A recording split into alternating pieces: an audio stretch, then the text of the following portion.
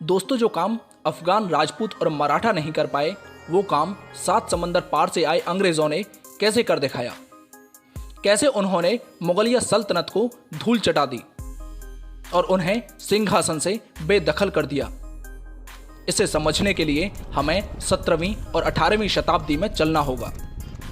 तो चलते हैं उस दौर में और जानते हैं कैसे मुगलों से भारत को छीन लिया था अंग्रेजों ने। यह 16वीं सदी की बात है।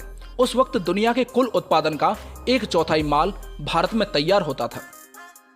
इसी वजह से इस देश को सोने की चिड़िया कहा जाता था। दिल्ली के तख्त पर उस वक्त मुगल बादशाह जलालुद्दीन मोहम्मद अकबर का शासन था।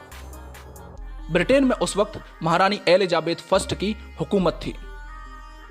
उस वक्त यूरोप के कई बड़े देश ब्रिटेन को व्यापार में पीछे छोड़ चुके थे। व्यापारियों का वेश बनाकर उस वक्त ब्रिटेन के समुद्री लुटेरे पुर्तगाल और स्पेन के व्यापारिक जहाजों को लूटकर ही खुश हो जाया करते थे। सन 1600 ईस्वी में करीब 200 अंग्रेज व्यापारियों ने आपस में मिलकर एक कंपनी की स्थापना की, जिसे ईस्ट इंडिया कंपनी का नाम दिया गया। कंपनी को महारानी एलिजाबेथ से पूर्वी देशों में व्यापार करने के लिए इजाजत भी मिल गई थी। दिल्ली की सल्तनत पर अब तक अकबर के बेटे जहांगीर का शासन हो चुका था। अगस्त 1608 ईस्वी में कैप्टन विलियम हॉकिंस ने सूरत बंदरगाह पर अपने जहाज का लंगर डाल दिया और ईस्ट इंडिया कंपनी के आने का ऐलान कर दिया।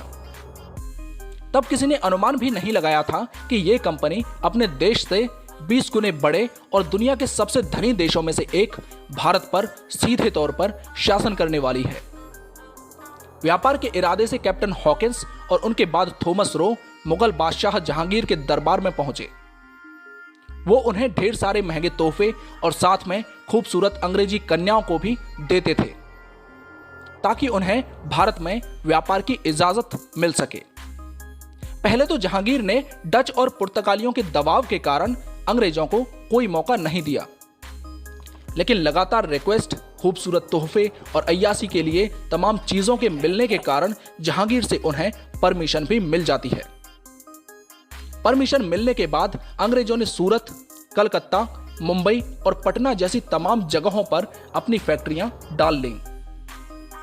धीरे धीरे इन फैक्ट्रियों की वजह से यहां पर एक बड़ी आबादी का बसेरा हो गया। हजारों भारतीय व्यापारी भी इन फैक्ट्रियों की तरफ रुख करने लगे। यह सब देखकर अंग्रेजों के भीतर का लालच और बढ़ गया। अब उन्हें लगने लगा कि अगर सत्ता हथिया ली जाए तो व्यापार में मुनाफा कई गुना बढ़ जाएगा।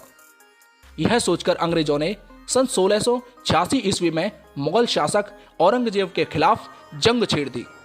हालांकि मुगलों की विशाल सेना के आगे उस वक्त अंग्रेजों की एक ना चली और वे बुरी तरह पराजित हो गए। इसके बाद उन्होंने औरंगजेब के आगे हाथ जोड़कर माफी मांगी और आगे से ऐसी भूल ना करने का उसे वचन भी दिया। 1707 ईस्वी में औरंगजेब के मरने के बाद उसके तख्त पर बैठने के लिए मुगलों में आपसी लड़ाई शुरू हो गई और यहीं से मुगलों की सल्तनत का पतन शुरू होने लगा। 1717 ईस्वी में मुगल साम्राज्य के शासक फर्रुखसियर ने अंग्रेजों को एक फरमान सुनाया, जिसके मुताबिक एक वार्षिक पेमेंट के बदले अंग्रेजों को पूरे साम्राज्य में बिना किसी टैक्स के व्यापार करने की मंजूरी भी मिल जाती है। इसी बीच पर्शिया के शासक नादिर शाह ने 1739 ईस्वी में भारत पर आक्रमण कर दिया और 70 करोड़ रुपए, बेशकीमती कोहिनूर हीरा और मयूर सिंहासन के साथ पर्शिया वापस लौट गया। इतनी बड़ी लूट से मुगल सल्तनत के रुतबे को तगड़ा झटका लगा। मौका देखकर अंग्रेजों ने भारत में अपनी हुकूमत जमाने के लिए सबसे पहले बंगाल के नवाब सिराजुद्दौला को तख्त से हटाने की रणनीति बनाई। इसके लिए अंग्रेजों ने सिराजुद्दौला के सेनापति मीर जाफर को अपने साथ मिला लिया। 1757 ईस्वी में प्लासी के युद्ध को जीतने के बाद अंग्रेजों ने मीर जाफर को बंगाल के तख्त पर बैठा दिया। अब पानीपत की तीसरी लड़ाई में हार चुके मराठा मैसूर और हैदराबाद शासन के साथ मिलकर ब्रिटिशर्स को हराने की प्लानिंग करते हैं। लेकिन अंग्रेज साम दाम दंड भेद की नीति को अपनाकर मराठा सरदारों जैसे भोंसले, गायकवाड़ और सिंधिया को आपस में लड़वा देते हैं। वहीं हैदराबाद के निजाम को भी घूस में मोटी रकम देकर उसका भी मुंह बंद कर दिया जाता है। और मैसूर के शासक टीपू सुल्तान भी 1799 ईस्वी में अंग्रेजों से हुई चौथी लड़ाई में बहादुरी से लड़ते हुए वीर गति को प्राप्त हो जाते हैं। धीरे धीरे भारत के कई जमींदार भी अंग्रेजों के खास बन गए। 1857 की क्रांति के आते आते भारत के कई जमींदार, छोटे बड़े प्रांतों के राजा और शहरों में रहने वाले अनेक लोग भी अंग्रेजों के बेहद करीब हो गए।